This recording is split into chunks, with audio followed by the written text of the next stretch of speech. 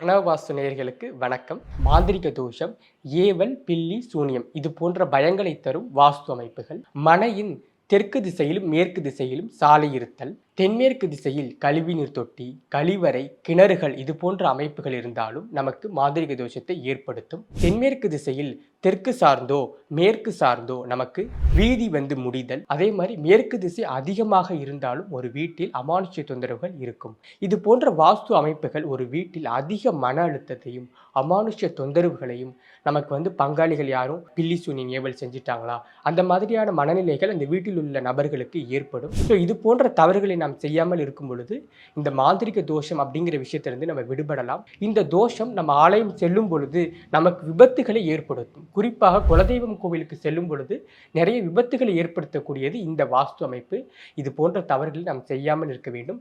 இது போன்ற பயனுள்ள வாஸ்து தகவலை பெறுவதற்கு பிரணவ வாஸ்து சேனலை சப்ஸ்கிரைப் செய்து கொள்ளுங்கள். நன்றி.